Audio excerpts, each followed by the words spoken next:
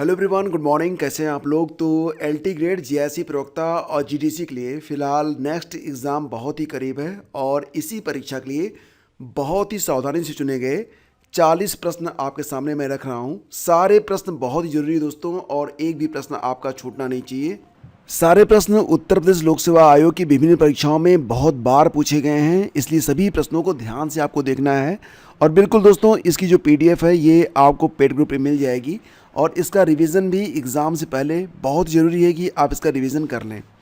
तो सामान्य विज्ञान और पर्यावरण के मोस्ट इंपॉर्टेंट 40 एमसीक्यूज आइए स्टार्ट करते हैं दोस्तों। और एज ऑलवेज, जैसा कि मैंने आप लोगों से कहा है कि पेशेंस, धैर्य धारण कीजिए, क्योंकि यह सफलता की पहली सीढ़ी है।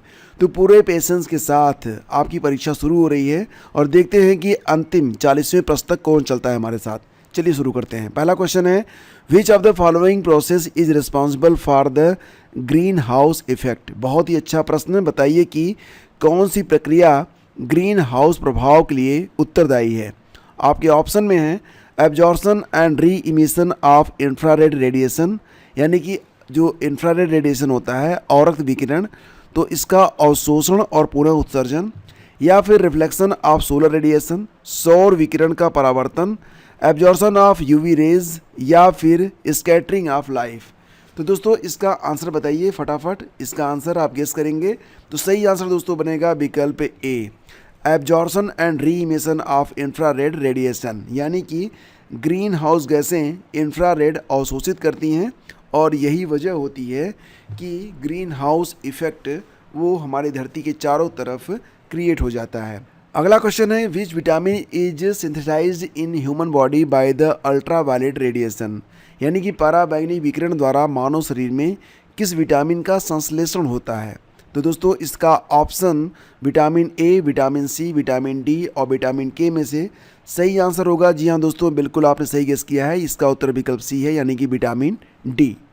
अगला क्वेश्चन है कि पारिस्थितिकी तंत्र की अवधारणा सबसे पहले किसके द्वारा प्रस्तावित की गई थी। The concept of ecosystem was first proposed by. तो यहाँ पर नाम है ईपी ओडम का, एजी टांसले, या फिर अर्नेस्ट हैकेल, या फिर चार्ल्स डार्विन।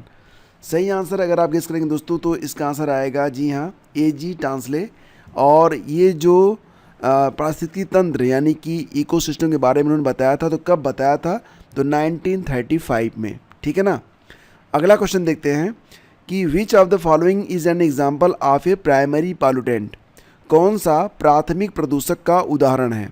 तो आपके ऑप्शन में है ओजोन, PAN, कार्बन मोनोऑक्साइड और स्मॉग। तो देखो यहाँ पर बात हो रही है प्राथमिक प्रदूषक के बारे में, प्राइमरी पॉल्यूटेंट के बारे में, और यहाँ पर आपका आंसर होगा जी हाँ दोस्तों बिल्कुल सही, CO, यानी कि आपका जो कार्बन मोनोऑक्साइड है इसे आप प्राथमिक प्रदूषक कह सकते हैं। ठीक है ना। अगला क्वेश्चन है कि which gas is released from rice fields. धान के खेत से कौन सी गैस निकलती है। ये प्रश्न कई बार पूछा गया है और मुझे पूरा भरोसा है कि इसका आंसर आपको पता होगा। जी हाँ दोस्तों, इसका सही आंसर है धान के खेत से निकलती है मेथेन गैस। ऑप्शन ए आपका बिल्कुल करेक्ट है।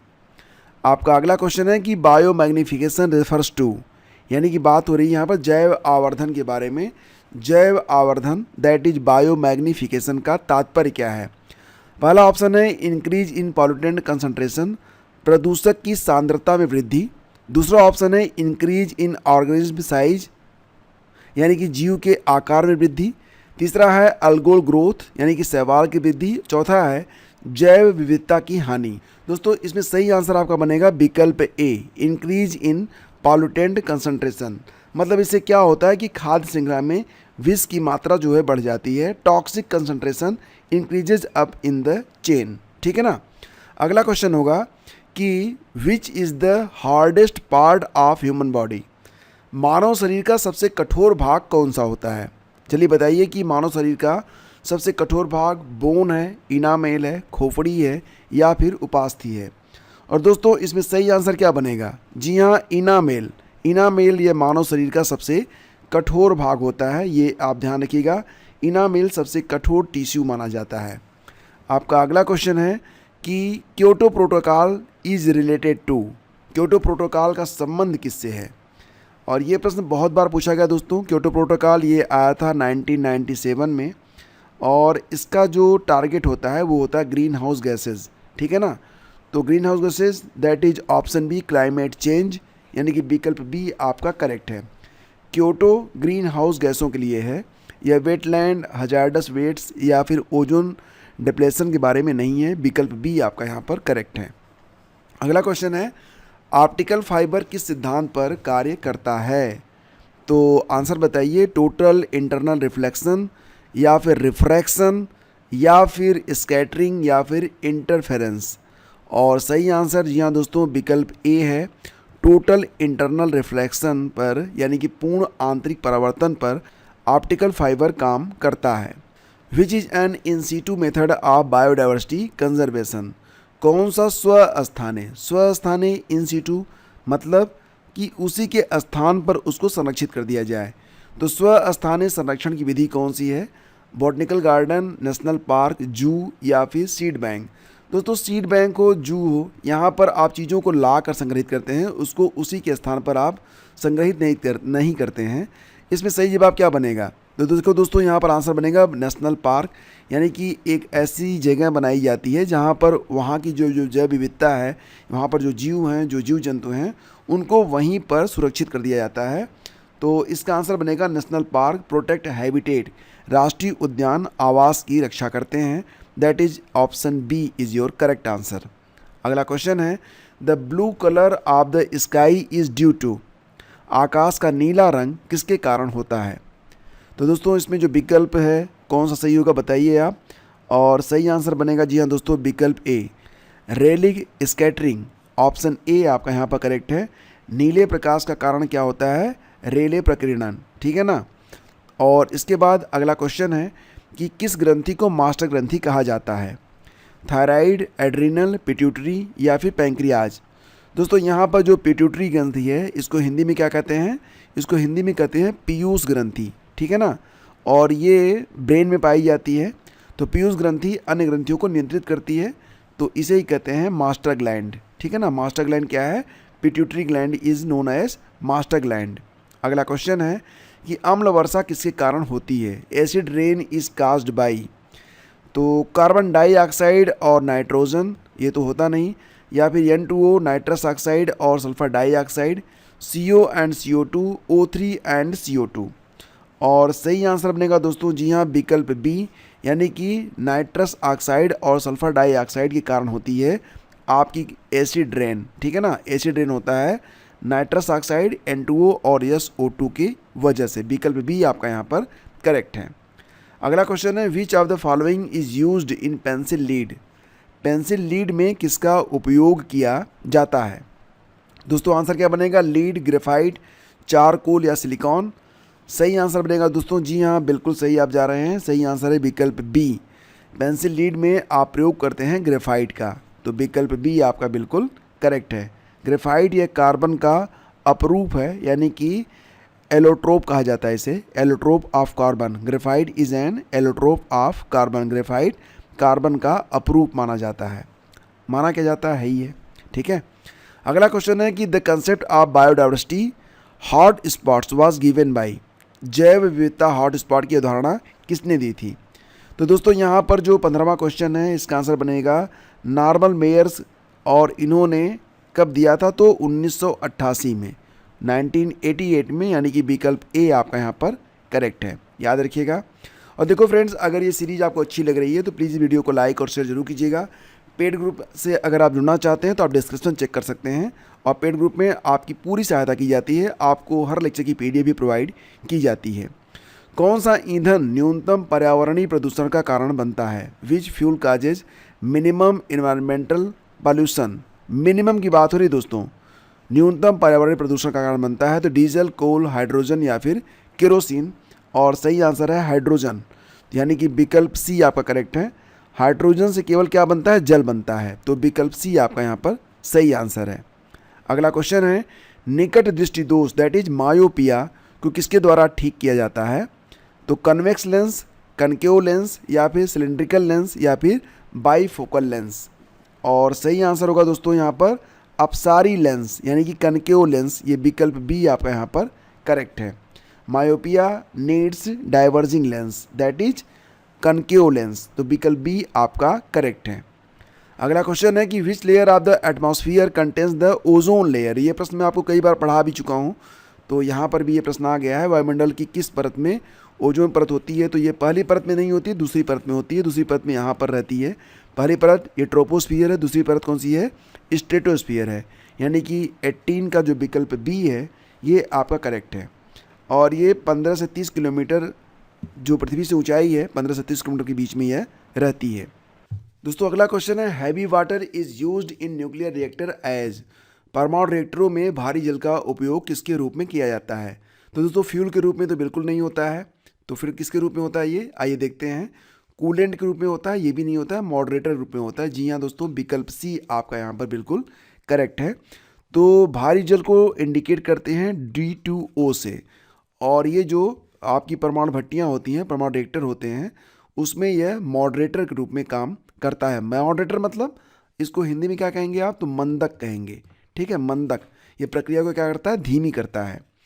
Which of the following is a water soluble vitamin. जल में घुलनशील विटामिन कौन सा है। हाल ही में ये प्रश्न यूपीपीएससी की एक परीक्षा में पूछा भी गया है। तो दोस्तों जल में जो घुलनशील विटामिन कौन सा है, vitamin A, vitamin D, vitamin C और विटामिन ई में। तो सही आंसर क्या बनेगा आपका, बताइए। तो देखो फ्रेंड्स, यहाँ पर जो सही आंसर है विटामिन बी और सी। जो विटामिन बी और सी होता है दोनों ही जल में घुलनशील होते हैं, ठीक है ना। तो यहाँ पर बी तो है नहीं, तो सही जवाब बनेगा ऑप्शन सी, ठीक है। अगला क्वेश्चन है कि सर्वाधिक वन क्षेत्रफल वाला राज्य Indian state of forest report के अनुसार सर्वाधिक वन क्षेत्रफल वाला राज्य कौन सा है। तो दोस्तों सबसे अधिक जो वन क्षेत्रफल है वो मध्य प्रदेश में है, यानी कि विकल्प बी आपका करेक्ट है। मैंने आप लोगों को Indian state of forest report के बारे में सब कुछ पढ़ाया हुआ है, तो ये जो लेक्चर है इसको आप देख लीजिएगा। आपको 2 प्लेलिस्ट इस वीडियो के डिस्क्रिप्शन में मिलेगी। पहली प्लेलिस्ट में आपको सारे जो आपके टॉपिक हैं उस पर आपको डिटेल में लेक्चर मिल जाएगा, और जो दूसरी प्लेलिस्ट है उसमें आपको डिटेल में सारे मॉडल पेपर मिल जाएंगे। तो अगर इतना आप पढ़ लेना तो डेफिनेटली कोई भी परीक्षा हो आप उसका प्री बहुत आसानी से निकाल सकते हैं। जितने भी इंपॉर्टेंट चीज़ें हैं सब मैंने आपको यहाँ पर पढ़ाया है, और इनकी सारी PDF आपको पेड ग्रुप में आपको शेयर की गई है। चलिए आगे बढ़ते हैं। अगला क्वेश्चन है कि LPG is a mixture of. LPG किसका मिश्रण है, बताइए। और देखो दोस्तों इसका आंसर क्या बनेगा। जी हाँ दोस्तों, प्रोपेन और ब्यूटेन का होता है। विकल्प बी आपका करेक्ट है। Propane and butane, that is C3 and C4 hydrocarbons, ठीक है ना। अगला क्वेश्चन है कि मीना माता डिजीज इज काज्ड बाई। तो जो मीना माता रोग होता है किसके कारण होता है, तो कैडमियम, मरकरी, लेड या फिर आर्सेनिक। और दोस्तों यहाँ पर जो ये रोग होता है वो मरकरी पारा की वजह से होता है, जिसकी वजह से इसे मीना माता कहा जाता है। दोस्तों ये जो रोग था ये पारे की वजह से मछलियों में फैला था। कहाँ पर फैला था, तो ये जापान में फैला था, और यही वजह थी कि इसको नाम दिया गया था मीना माता रोग, ठीक है ना। अगला क्वेश्चन है कि non renewable source of energy, ऊर्जा का अनवीकरण स्रोत कौन सा है। नॉन रिन्यूएबल की बात हो रही है। सोलर ये तो रिन्यूएबल है, ठीक है। इसके बाद नेचुरल गैस, विंड और टिंडल, तो ये 2 चीज़ें जो है ना ये दोनों रिन्यूएबल है। नेचुरल गैस ये रिन्यूएबल नहीं है, तो विकल्प बी आपका करेक्ट होगा। यानी कि 24 का विकल्प बी ये आपका आंसर है, ठीक है ना, ऑप्शन बी। जीवाश्म ईंधन, इसको फॉसिल फ्यूल भी कहते हैं, जो कि रिन्यूड नहीं हो सकते, नवीनीकृत नहीं हो सकते। अगला क्वेश्चन है कि O रक्त समूह सार्वभौमिक दाता है। Universal donor blood group is O, क्योंकि। तो देखो यहाँ पर क्या बता रहे हैं कि एंटीजीन्स आर एब्सेंट, या फिर एंटीबॉडीज एब्सेंट, या फिर बोथ प्रेजेंट, या फिर RH फैक्टर पॉजिटिव। तो क्या वजह होती है कि O रक्त समूह सार्वभौमिक दाता है। तो दोस्तों इसका आंसर बताइए आप। तो विकल्प ए आपका करेक्ट होगा, क्योंकि इसमें एंटीजन्स आर एब्सेंट, ठीक है ना। इसमें एंटीजन नहीं होते। एंटीजन A या B दोनों ही नहीं होते हैं। एंटीजन कितने होते हैं, A और B होते हैं, तो दोनों ही इसमें नहीं होते हैं। बायोलॉजिकल ऑक्सीजन डिमांड यानी कि BOD is a criteria for. BOD किसके लिए एक मानक मानदंड है। तो दोस्तों इसमें क्या आंसर बनेगा, ब्लड ऑक्सीजन, या फिर एक्वेटिक पोल्यूशन, फॉरेस्ट ऑक्सीजन, या फिर लंग एफिशिएंसी। तो दोस्तों इसका जो मतलब है होता है एक्वेटिक पोल्यूशन से, ठीक है, जलीय प्रदूषण से संबंध है BOD का। बायोलॉजिकल ऑक्सीजन डिमांड का। ठीक है, तो अगर BOD हाई है, अगर उच्च BOD है तो माना जाएगा कि जल प्रदूषण भी हाई है। ठीक है ना। इसके बाद आगे बढ़ते हैं। अगला क्वेश्चन है कि कौन सा तत्व एक उपधातु यानी कि मेटलॉयड है, आयरन, सिलिकॉन, ऑक्सीजन या फिर सोडियम। और इसमें जो सही आंसर दोस्तों बनेगा सिलिकॉन, एक अर्धचालक है। तो ये विकल्प बी आपका यहाँ पर करेक्ट है। नेक्स्ट क्वेश्चन कि रेड डाटा बुक किसके द्वारा प्रकाशित की जाती है। आसान सा क्वेश्चन है लेकिन बहुत ही इंपॉर्टेंट है, कई बार पूछा गया है तो इसलिए मैंने रख दिया आप लोगों के लिए। IUCN red list. ठीक है, तो ये नाम आपने सुना होगा, IUCN रेड लिस्ट मतलब IUCN ही करता है। ठीक है ना, तो विकल्प बी आपका यहाँ पर करेक्ट है। अगला क्वेश्चन देखते हैं कि शॉर्ट सर्किटिंग तब होती है जब, कब होती है बताइए। तो देखो दोस्तों, सही जवाब है live and neutral wires touch. तो विकल्प ए आपका यहाँ पर करेक्ट है। कम प्रतिरोध वाला पथ बन जाता है, लो रेजिस्टेंस पाथ क्रिएटेड, और तब होती है शॉर्ट सर्किट। ठीक है, विकल्प ए आपका करेक्ट है। अगला क्वेश्चन है वाय स्थानीय। अभी मैंने आपको बताया था इन सीटू के बारे में, अब बात हो रही है एक्स सीटू के बारे में। तो एक्स सीटू संरक्षण का उदाहरण क्या है दोस्तों। इसमें क्या करते हैं, ले जाकर कहीं पर संरक्षित करते हैं। ठीक है ना, तो इसका मतलब यहाँ पर क्या हो गया कि इसका सही आंसर बनेगा क्या। जी हाँ दोस्तों, डी विकल्प आपका करेक्ट है। इसे कहते हैं आप क्रायो प्रिजर्वेशन, यानी कि विकल्प डी क्रायो प्रिजर्वेशन जो होता है इसे कहते हैं एक्स सीटू संरक्षण। ठीक है ना। अगला क्वेश्चन है कि वायुमंडलीय दबाव मापने वाला यंत्र कौन सा है। Instrument for atmospheric pressure. तो दोस्तों जैसा कि मैंने आपको पढ़ाया भी है कि जो वायुमंडलीय दबाव है उसे मापा जाता है हाइग्रोमीटर, बैरोमीटर और अल्टीमीटर और एनीमोमीटर में से किसमें। तो देखो दोस्तों, इसमें सही आंसर क्या बनेगा। बात यहाँ पर हो रही है वायुमंडलीय दबाव के बारे में। अगर आर्द्रता के बारे में बात होती तो हम हाइग्रोमीटर मान लेते, लेकिन वायुमंडलीय दबाव मतलब एटमॉस्फेरिक प्रेशर दोस्तों मापते हैं बैरोमीटर से। और इसे इन्वेंट किया गया था किसके द्वारा, तो टॉरिसेली ने इसका आविष्कार किया था। ठीक है ना, टॉरिसेली ने। तो विकल्प बी आपका यहाँ पर करेक्ट है। अगला क्वेश्चन है कि gas most responsible for ozone depletion. कौन सी गैस ओजोन क्षरण के लिए सर्वाधिक उत्तरदायी मानी जाती है। तो यहाँ पर है कि नाइट्रोजन डाइऑक्साइड या फिर CFCs या फिर कार्बन डाइऑक्साइड या फिर मेथेन। तो दोस्तों यहाँ पर विकल्प बी आपका करेक्ट होगा, यानी कि जो क्लोरोफ्लोरोकार्बन होते हैं ये ओजोन क्षरण के लिए सबसे अधिक जिम्मेदार माने जाते हैं। हालांकि अब इस पर काम भी चल रहा है। ठीक है ना, क्योंकि ये क्या रिलीज़ करते हैं, ये क्लोरीन को रिलीज़ करते हैं और इससे जो आपका ओजोन होता है ना O3 वो ब्रेक हो जाता है। चलिए आगे बढ़ते हैं, अगला क्वेश्चन देखते हैं।